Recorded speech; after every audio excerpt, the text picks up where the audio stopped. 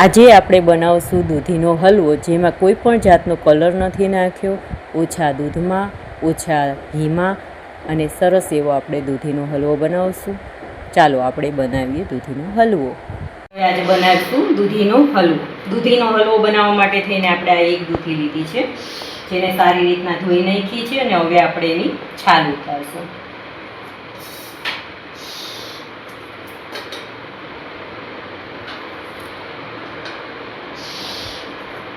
થોડી દૂધી મોટી છે એટલે બે ભાગ કરીને પછી ઉતારશું. છાલ ઉતારી નાખીએ આપણે સરસ રીતે.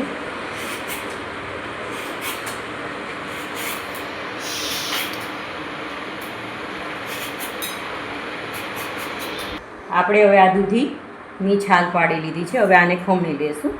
ખમણીને જે ખમણ નીકળે એ આપણે આની અંદર પાણીઓની અંદર નાખતા જશું, એટલે ખમણ છે એ કાળું ન પડે. એની અંદર ચાયણીમાં બધું આપણે ચાયણીની અંદર નાખી દઈશું દૂધીને, એટલે ખોટી દૂધી વેસ્ટ ન જાય. હાથેથી ધોવા કરતાં આવી રીતના ધોશું ને તો વેસ્ટ નહીં જાય આપણી દૂધી, અને બધી જ દૂધી આની અંદર આવી જશે. હવે આપણે આમાંથી દૂધીમાંથી વધારાનું જે પાણી હોય ને એ આમ કાઢી નાખશું, એટલે છે ને દૂધી સરસ રીતે ઘીમાં સતળાય અને પાણી ન રહે. આવી રીતના આપણે આ દૂધીને સરસ ધોઈ અને ડીશમાં લઈ લીધી છે. એમાંથી બધું પાણી કાઢી નાખ્યું છે. આવી રીતના આપણે છે ને આ દૂધીને ખમણીને એને ધોઈને એનામાંથી જે વધારાનું પાણી હતું એ કાઢી નાખ્યું છે. ચાલો આપણે હવે હલવાની શરૂઆત કરીએ. દૂધીને હલવાની શરૂઆત કરીએ. પેન ચાલુ કરી દીધું છે આપણે. પેન મૂકી દીધું છે ગેસ ઉપર. હવે એની અંદર આપણે ઘી નાખીશું. આપણે છે ને હવે પેનમાં ઘી નાખીએ. 1 ચમચા જેટલું ઘી નાખ્યું છે.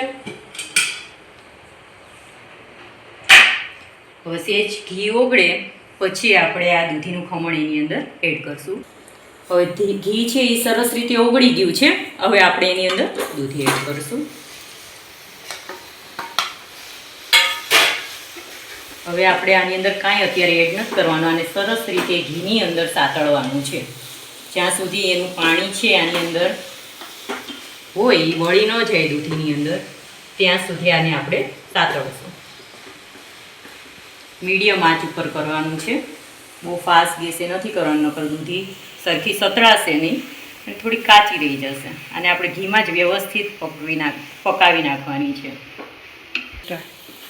આપણે દૂધીને આવી રીતના શેકીએ છીએ. હવે આને આપણે છે ને ઢાંકણું દઈ અને 10 મિનિટ માટે એની અંદર જ વરાળથી પકવવા દઈશું, જેથી સારી રીતના એની અંદર પાકી જાય, સતળાઈ જાય અને પાકી જાય. એને આ રીતના ઢાંકી દેવાનું. હવે 10-15 મિનિટ રહેવા દઈએ. જો સરસ રીતે ઘીની અંદર દૂધી સતળાઈ ગઈ છે. હવે આપણે આની અંદર દૂધ એડ કરી દઈશું. થોડાક જ ઘીમાં આપણે આ દૂધીને સાતળી છે. હવે આની અંદર થોડુંક જ દૂધ નાખશું આપણે, અને થોડીક દૂધની મલાઈ નાખશું, એટલે તે જ માવા જેવું સ્ટ્રેટ એની અંદર થઈ જાય. દૂધીની અંદર આવી રીતના છે દૂધ અને થોડીક મલાઈ દૂધીની અંદર મિક્સ કરી દઈશું. હવે આપણે આને થોડીક વાર પાછા ઢાંકી દઈશું અને દૂધની અંદર આ ખમણને ચડવા દઈશું. હવે જો બધું જ દૂધ છે એ દૂધીએ શોષી લીધું છે. હવે આપણે આની અંદર ખાંડ નાખશું. સ્વાદ મુજબ નાખશું. વધારે ભાવતી હોય, ગળ્યું ભાવતું હોય તો વધારે નાખવાની, ખરું ઓછી ખાતા હોય તો ઓછી નાખવાની. અત્યારે હું એટલી ખાંડ નાખું છું. બરાબર હલાવીને મિક્સ કરી નાખશું અને હવે એને ચડવા દઈશું. લઈએ જો સરસ રીતે ખાંડ પણ દૂધીએ એબ્ઝોર્બ કરી લીધી છે. ખાંડનું પાણી પણ બળી ગયું છે, એટલે હલવો આપણો તૈયાર થઈ ગયો છે. થોડા ઘીમાં થોડા દૂધમાં. હવે આપણે આની અંદર છે થોડાક બદામને કતરણ કરી અને નાખશું ને થોડીક ઉપરથી નાખશું, જેથી હલવો સારો લાગે દેખાવમાં. આપણે હવે બદામની કતરણ છે, હવે આપણે બદામની કતરણ કરી લઈશું થોડી હલવામાં નાખવા માટે.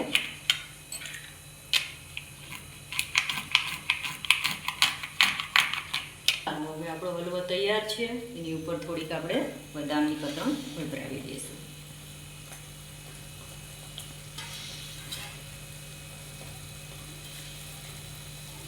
અને આપણે ગેસ બંધ કરી દઈશું. આપણો હલવો તૈયાર છે. હવે મારી રેસીપી જો સારી લાગી હોય તો તમે મારી ચેનલને સબસ્ક્રાઈબ કરજો, બેલ આઇકોનને દબાવજો અને વધુને વધુ શેર કરજો. અને આવી જ રીતના મને પ્રોત્સાહિત કરશો તો હું નવા વિડીયો બનાવવા માટે થઈને પ્રોત્સાહિત થઈશ. ધન્યવાદ.